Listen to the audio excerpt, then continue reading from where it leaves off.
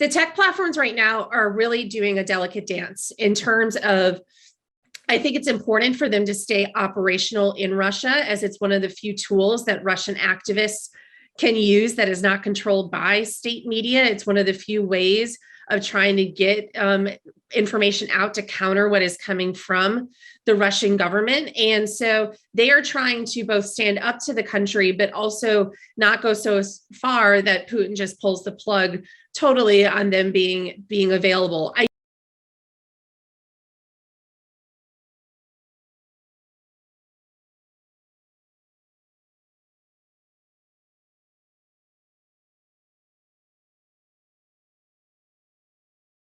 I do think that, they have made it so that Russia Today cannot run advertising or be monetized. We saw today that Twitter is also reducing the reach of any links that come from Russia Today on their platform. I think that's another option these platforms can look at. I agree as well. They could look at just geo-blocking and making it so Russia Today is only available in that country. And so I do think there are some other options that these platforms have before they have to think about doing just a straight up ban.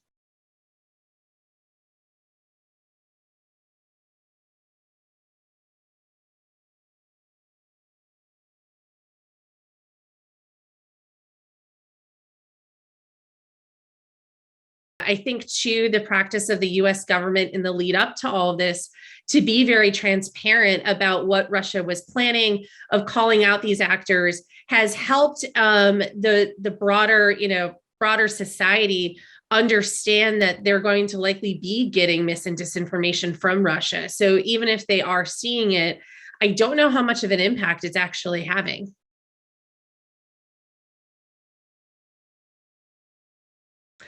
It's very hard to contain mis and disinformation on these platforms for a variety of reasons. One is just the capacity of fact checkers in order to even find and debunk these stories. It is hard to, from a technological perspective, to have accurate classifiers that can continue to be updated as bad actors find new tactics.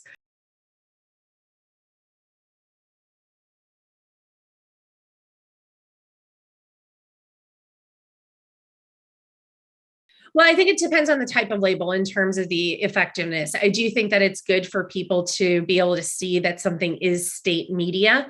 There's been mixed reviews on the type of label and how effective it can be. Some research has shown, for instance, that the labels that Facebook uses when something's fact checked as false and it has the black overlay has actually been effective. But there's been also research that shows just like labels like underneath a tweet or underneath a post are less effective.